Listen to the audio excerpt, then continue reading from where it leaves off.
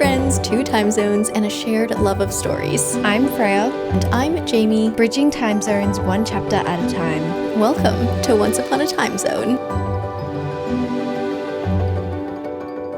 Hi everyone, welcome back to Once Upon a Time Zone. This is going to be an iconic episode because, as you can see, we have the amazing Shen Tao with us here today. Welcome to the show! Thank you. I'm really excited to be here. Thank you so much for having me. We're so excited. I mean, everyone who either watches me like on my channel or listens to this podcast knows that I've been screaming about your book since November when I read it. So this is actually like an incredible moment right now. But for anyone who hasn't heard of Shen Tao, for whatever reason, if you're listening, you should know her. But Shen Tao is an author who grew up inspired by both Chinese and Western stories.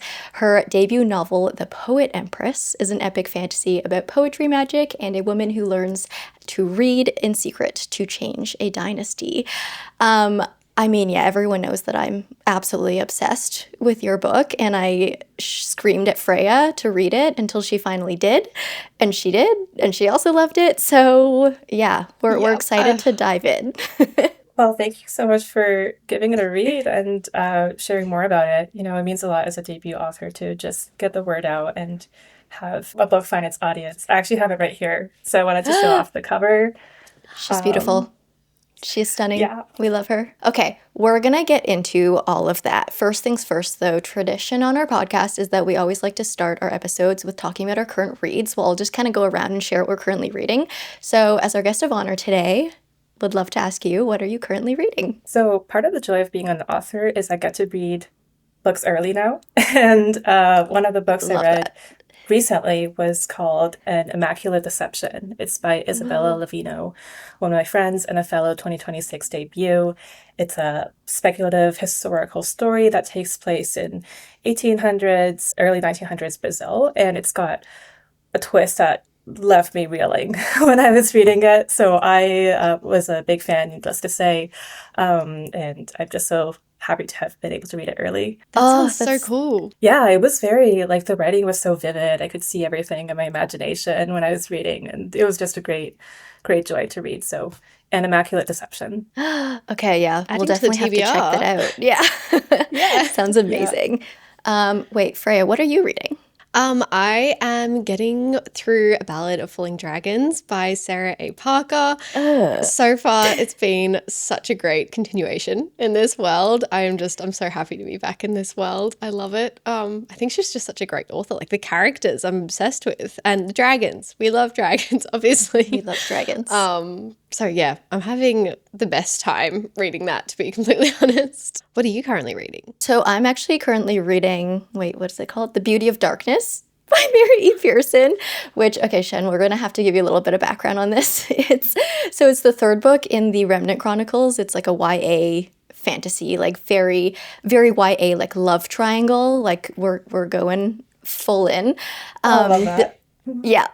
This is the third book in the series, and the kind of significance of me picking this up right now is that as content creators, we always talk about how we don't really read series back to back anymore because we need to kind of change it up for content, if that makes sense, like to diversify content, make things interesting.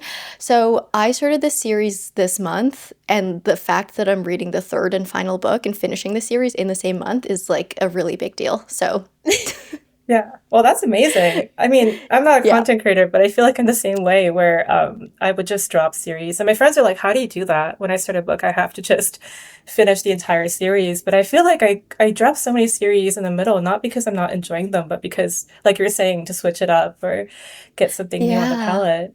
So yeah, it usually takes like several months to get through a series. And yeah, I'm reading them all back to back almost, which is That's unheard of. Yeah. Okay, so we all know you as Shen Tao. We all know you as the author that absolutely like hurt us and broke our hearts in the best way possible. But everyone who might know you on like social media, Instagram, whatever it may be, knows you as Story Goose, at Story Goose.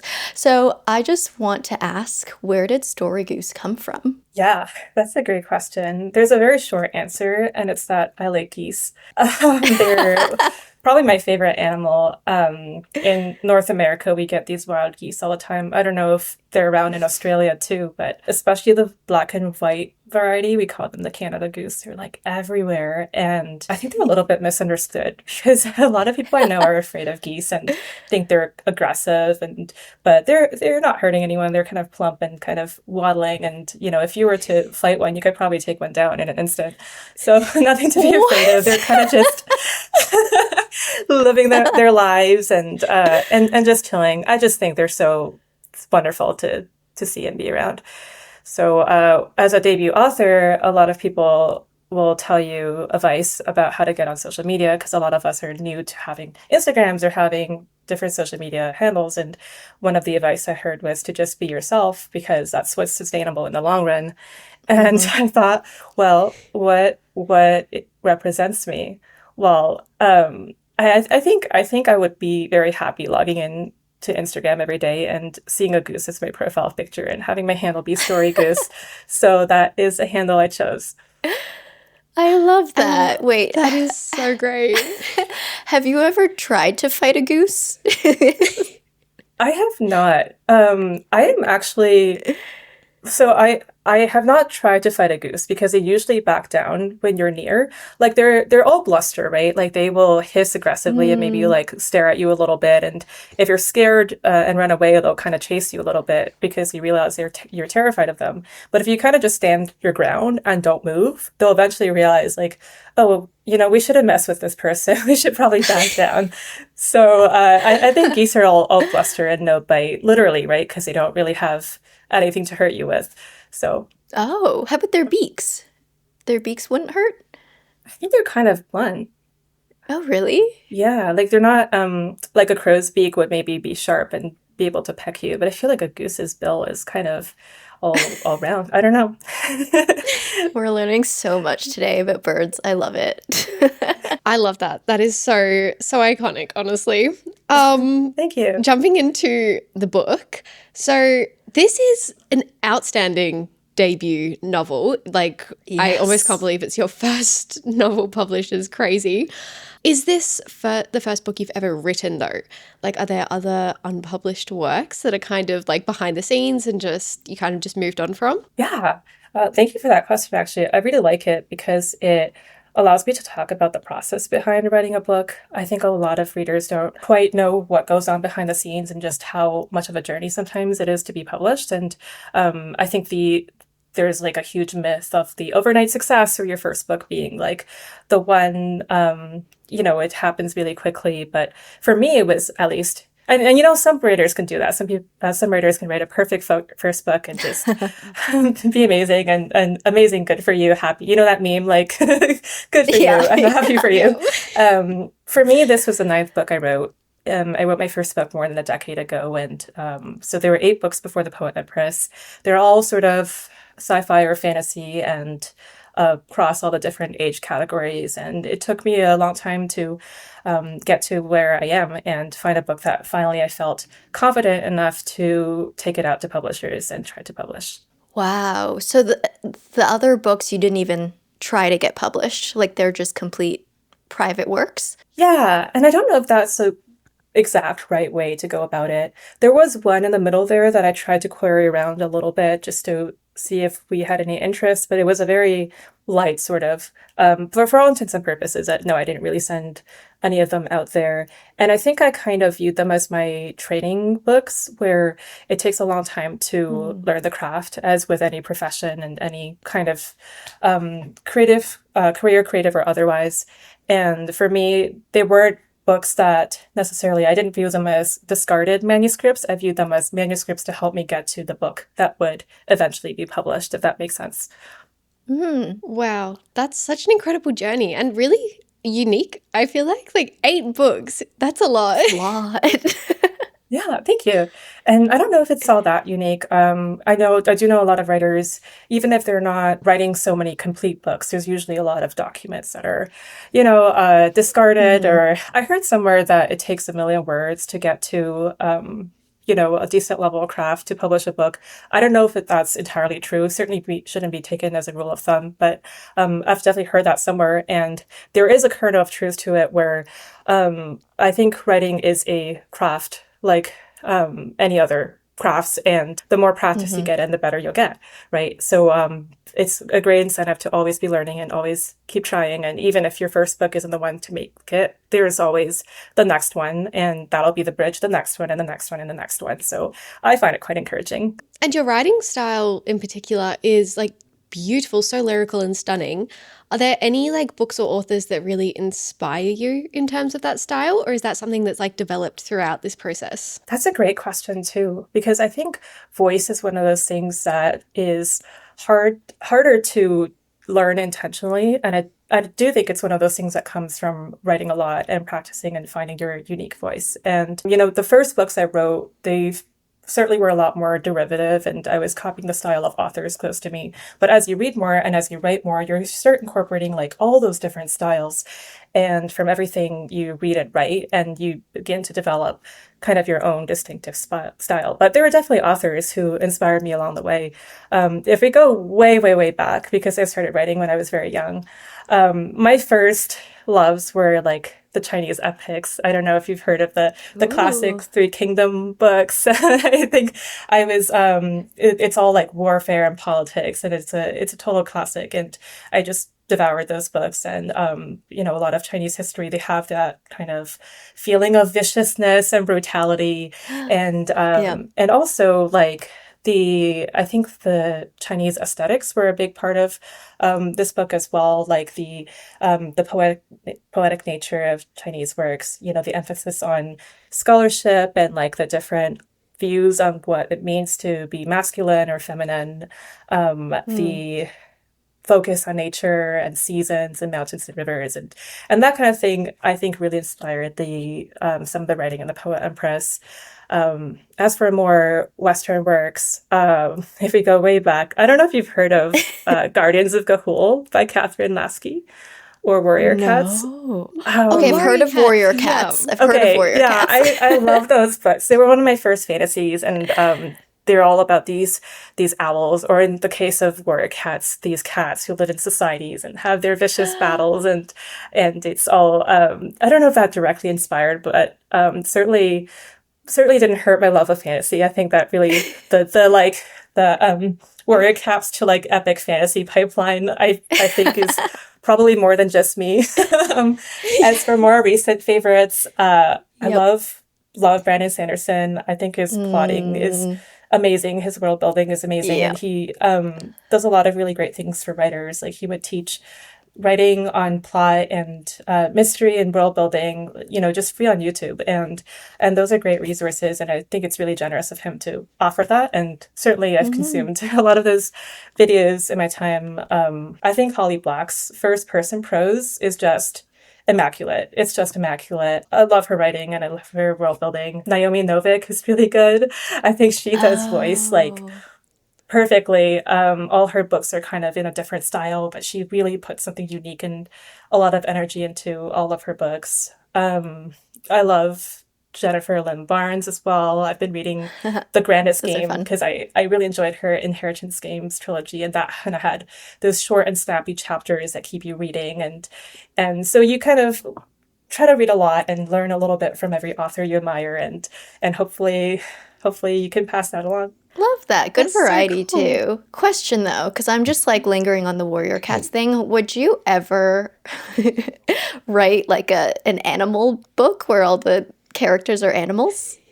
Oh my gosh. Well, I would love to actually. I have Okay. I have written my fair bit of Warrior Cats fan fiction in my time, like when I was 12 or like 10 to 12, I wrote, like, I would make up these cats, like these names for my own cats and my own clans, and I would like pit them against each other, and there would be bloodshed, and some of them would die. And Oh so no. that Of was course. really, yeah, that was really a very formative part of my years. And I do really love that style of fantasy where you have this part of what captured my imagination so much about the Warrior Cats is that they had these clans and these set of rules where they apply to their world, but then you can take those rules in that world and apply it to your own work. So I could write my own story about my own clan of cats, and the world building and the rules would be the same, but I would be able to write my own stories based off of that.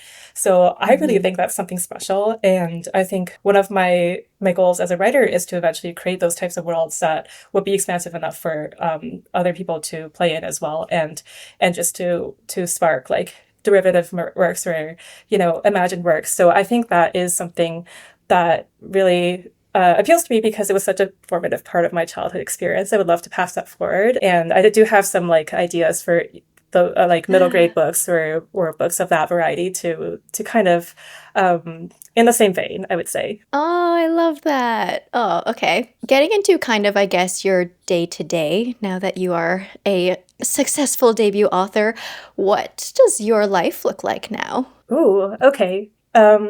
So that changes a little bit depending on how close to debut we're talking. So right before debut and maybe shortly thereafter, it was actually pretty busy because I think there's a lot of promotional work that surrounds a debut. Like I think Mm-hmm. interviews and written interviews and articles that you're writing, publicity requests and social media promotion and all that surrounding your debut.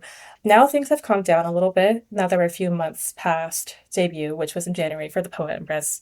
And so I spend most of my time working on my next book, probably, Mm. and I also try to read a lot of books and consume a lot of media Yeah. just to keep that like creative juices flowing and taking inspiration.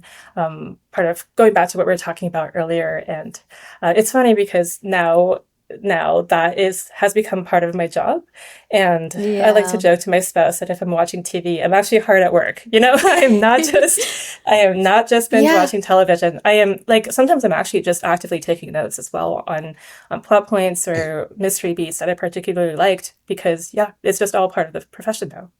Yeah, no, that's like, I think us as book creators, we do the same thing. Like, we're always reading, and it's like, am I reading for fun right now, or am I reading for my job right now? It's like, you never know. A little bit of both sometimes. Yeah. And that's part of the amazing part too, is that, we can complain about it too, but it's just such a amazing thing to be able to do these things as a living, as a profession, Mm-hmm. like reading books, consuming media. It's all amazing to be part of that. Mm-hmm. Yeah, So we've definitely. talked to like a couple of debut authors, and I feel like for the most part, it seems like everyone's juggling so many things because, we have a day job, then we're writing, and then, all this stuff. Are you just writing now, or are you also still kind of juggling a million things? So I was lucky enough to be able to leave my day job, about a year ago. So it used to be when I was writing The Poet Empress, it was definitely between, in my lunch breaks or after work and trying to steal time on the commute. But luckily, it's all just full-time writing now. Mm, And as a result, I feel like I'm amazing. able. Yeah, thank you. I feel like Yay. this is like truly a dream come true for me. So I'm like very grateful to be able to do this for sure. And I think part of the not having a day job is having more time to take these other sources of inspiration. Like I mentioned, when I was writing The Poet Empress, I truly did not have any time. Like other than my day job, I was pretty much writing all the time, so I wasn't really ingesting new material. So I got really bad creative burnout. I wasn't socializing, which really took a toll on my mental health because I said no to a lot of invites and going out with friends because time was so short. But now I feel really lucky to be a full-time writer because then I have a much better balance between these things. Like I have time to read books, like the one I was talking about earlier, and I have some time to look after family or go out and meet friends. So it's all much more balanced now. Amazing. Yay. I'm happy for That's you. so cool That makes as me well that you've happy. made it. Yeah, that you can do it all full you. time now. So, for anyone that is listening who hasn't had the opportunity to read this incredible book, can you give us like a mini little synopsis of it? Yeah, sure. The Poet Empress follows a young woman named Wei in this loosely historical setting inspired by historical China. And there's poetry magic, but women are not allowed to read. So young Wei has got a little brother who's about 10 years younger than her, but like boys can read, so she's hoping to provide economic opportunities for him to go to school. And the only way she sees to do so is by offering herself as concubine to this, the heir of the empire, who is this violent and sadistic man named Prince Terran. And but once she gets there, she realizes that he is as cruel, if not more cruel, as the stories say, and that he, will torture her and do really, really terrible things. And she quickly learns that the only way to survive is to actually kill him, and the only way to do so is using a poem spell, poetry magic. So she'll have to learn to read in secret because it's forbidden for women to read and write in this world, and she has to do that for her own survival and also the nation's. It gives me chills thinking about it, like, and thinking back and reimagining it, to be completely honest. So, as a protagonist, it almost feels like Wei Yin as the protagonist is like not even the main character to the story, because like as we go through it, so much attention is given to the upbringing of Terran and Maro and their like extreme family dynamics and like the pressures that have affected them and what impact that's had on them. Was this your intention all along whilst writing this, or did it kind of start to develop as you wrote it? Yeah, so Maro being the older brother of Terran, who's the eldest prince and the one who was supposed to be heir. And kind of what I missed in the synopsis is that Prince Terran was named heir in place of Prince Maro, and that spurred kind of the concubine selection and all the events and conflicts of the palace. A lot of the book came from world building.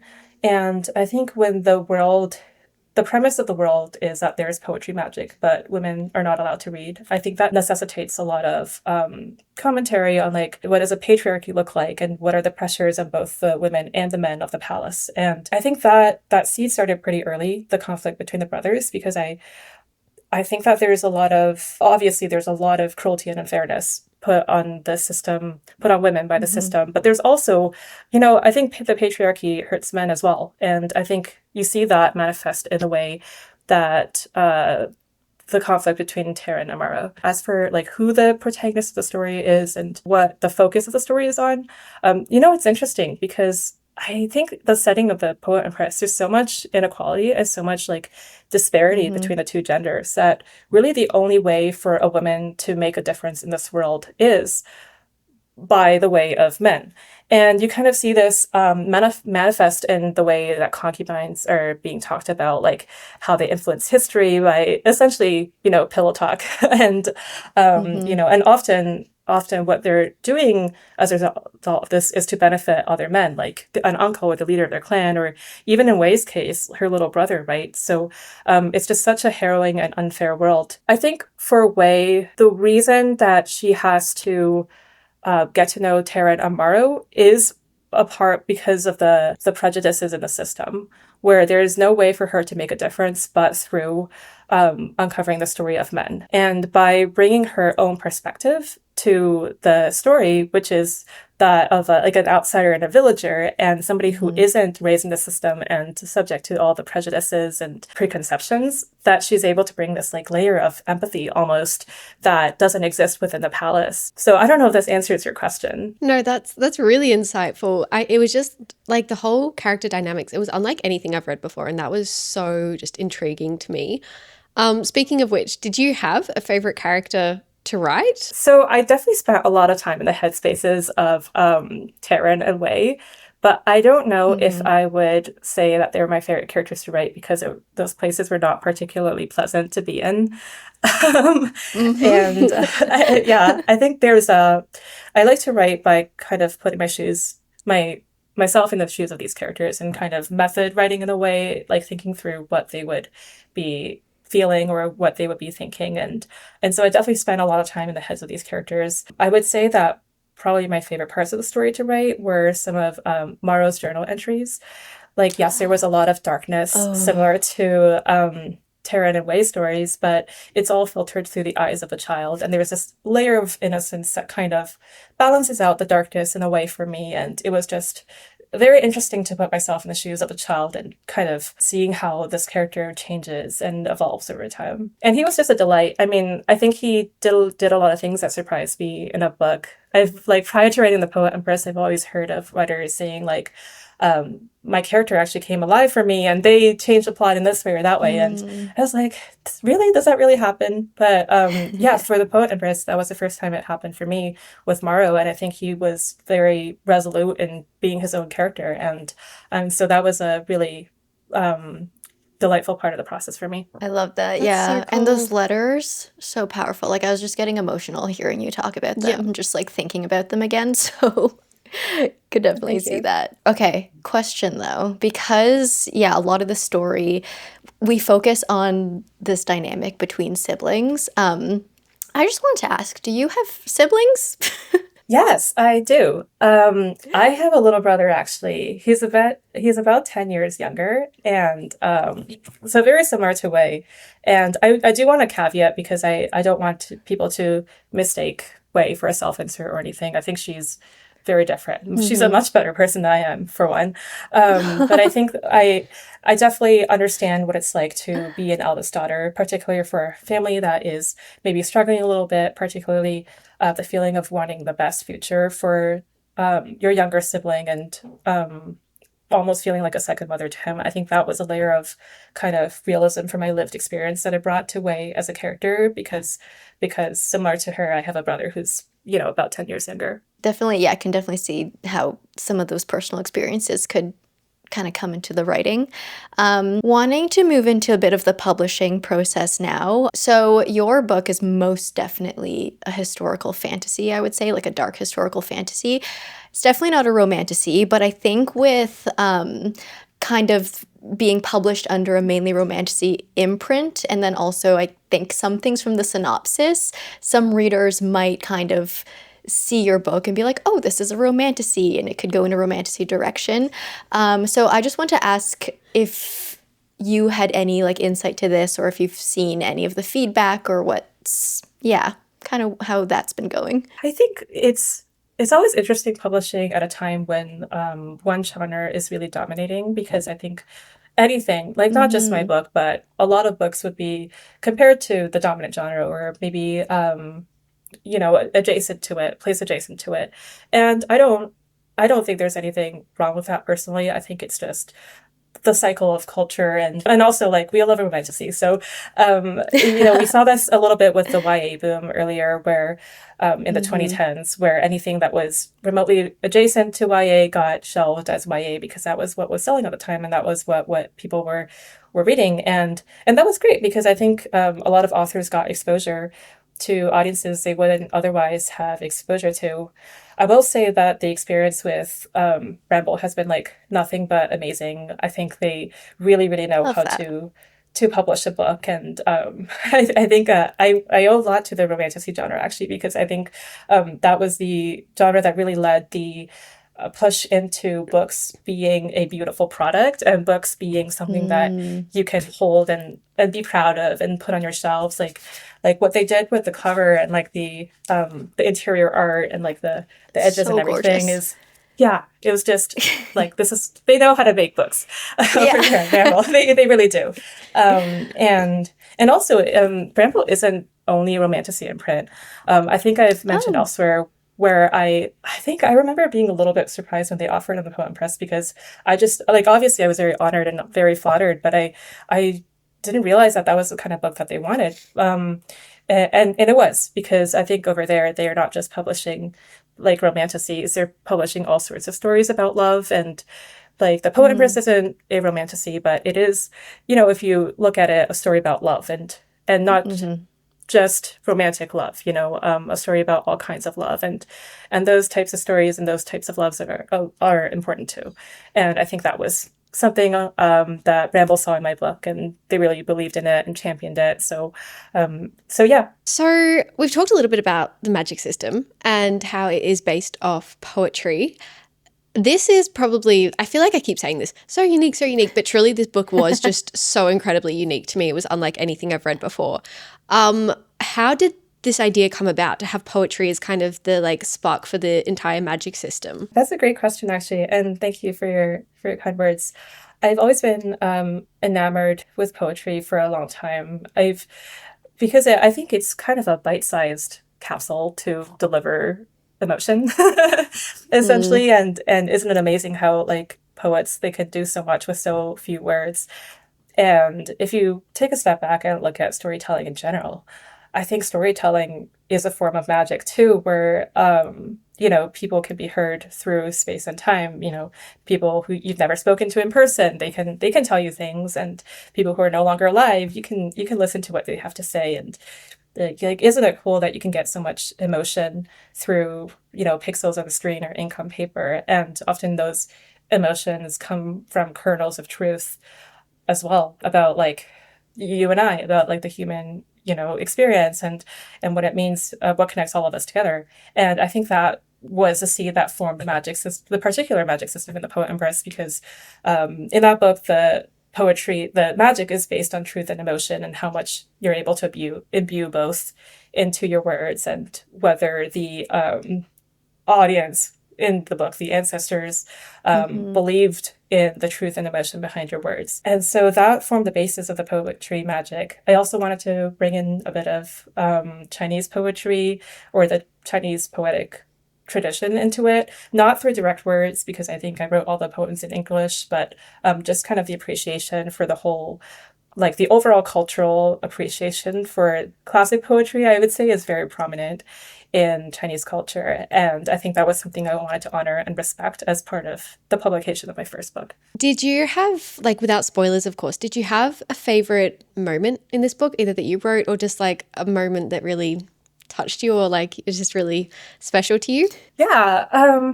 Okay. This isn't spoilers because it's near the beginning of the book, but there was a moment where Wei's mother, so this is right before she gets sent to the Azalea Palace, where the cruel princes are and all the people who want to hurt her are.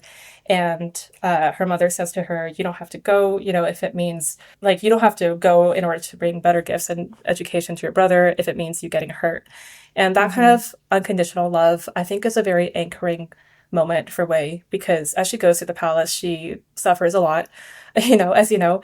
But so do other characters too, as you quickly come to realize. But maybe those other characters don't have the same anchoring love that Wei does. They haven't experienced like that unconditional mother's love, or the love of a community around them. And so their paths turn out quite differently. Their trajectories turn out quite differently. And I think that was a very foundational moment in Wei's journey. Yeah, that's gorgeous. I literally just keep getting chills when I hear you speaking about it. I'm just sitting here like tearing up, to be quite honest. Thank you so much. Like reliving it. Okay, so kind of changing tones. I did a little bit of research on you, and I heard that when you write different stories, you choose to write them in different fonts depending on the mood of the book. So I have a little fun exercise. I'm going to give you some fonts, and I want you to describe the mood to us. Oh, yeah, that sounds really fun. Okay, first one, Times New Roman. We're starting basic.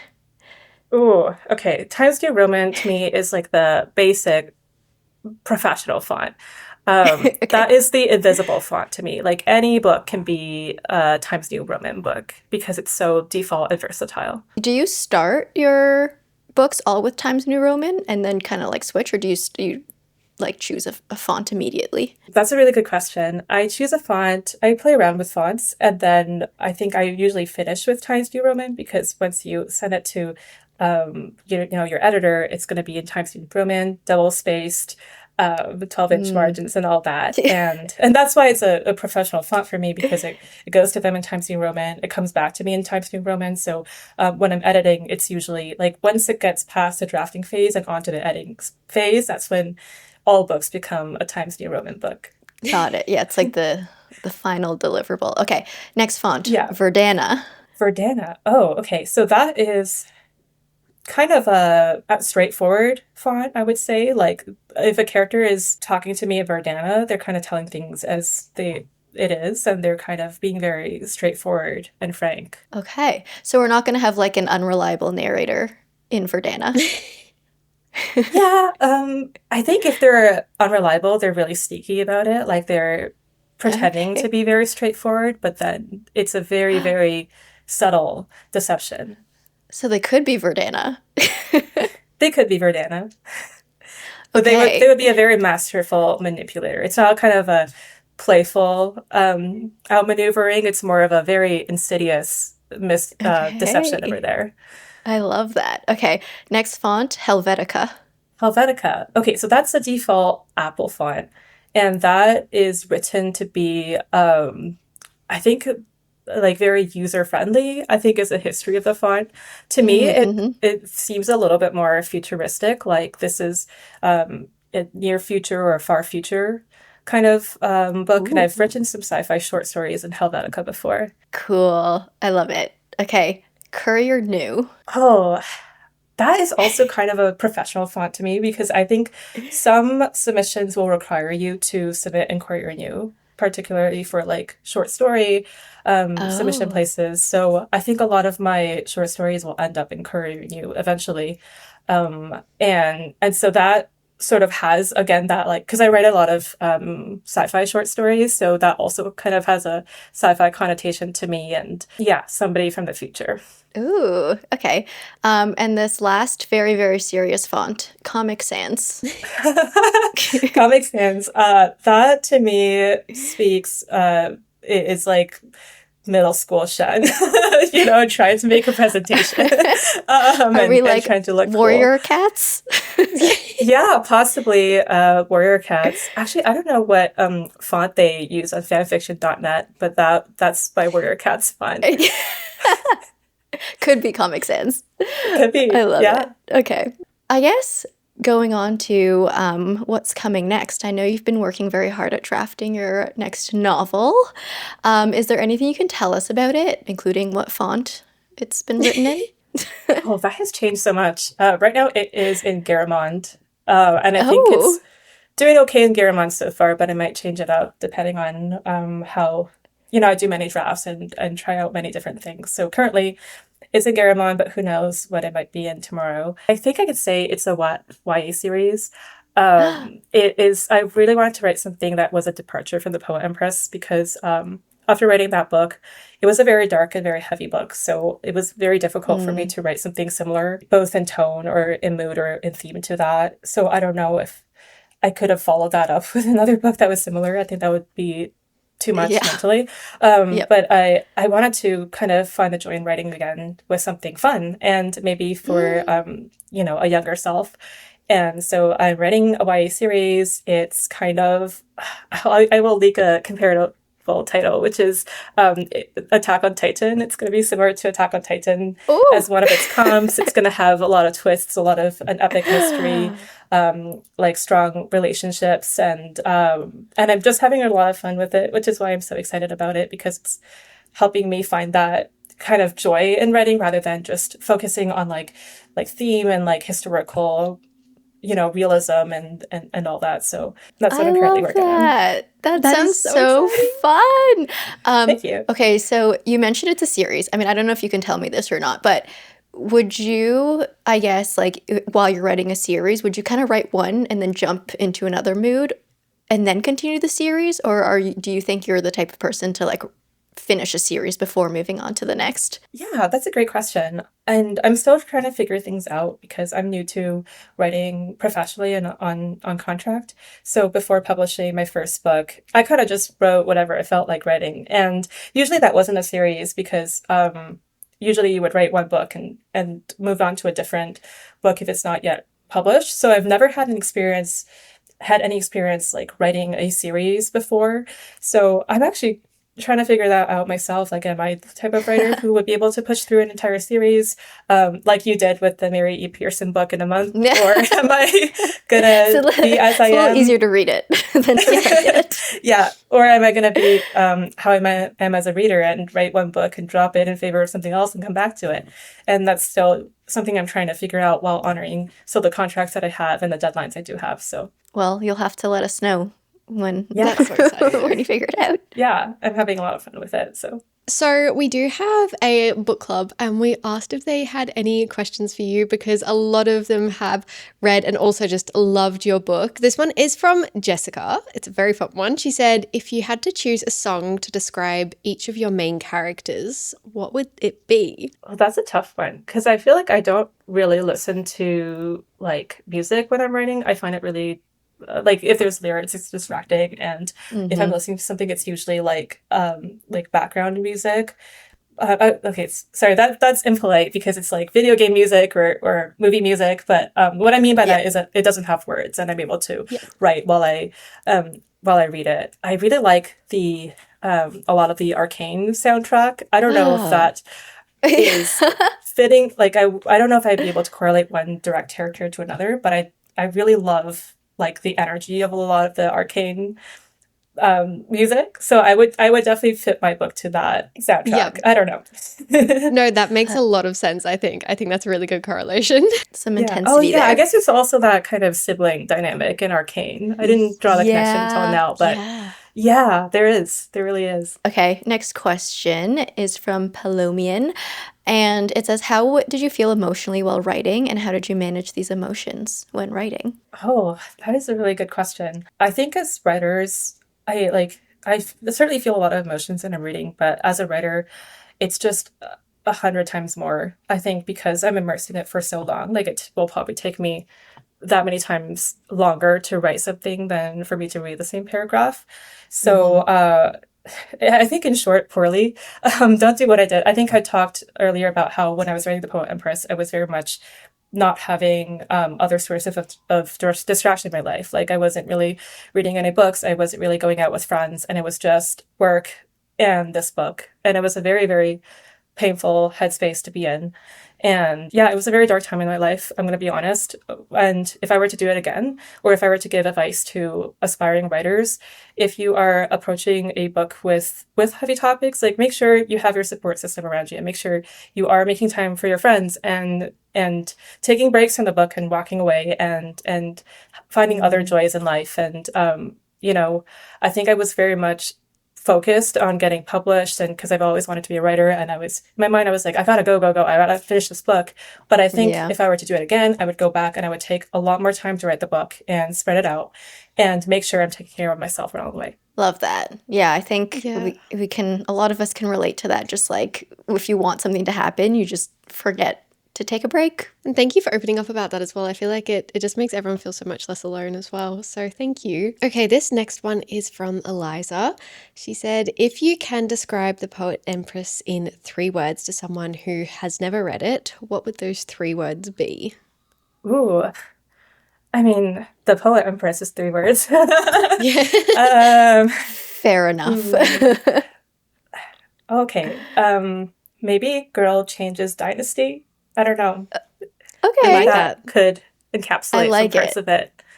That's our new tagline for the book. Yeah, that's a new title, in fact, to scratch it out. Next edition for the book, we're having that as the title.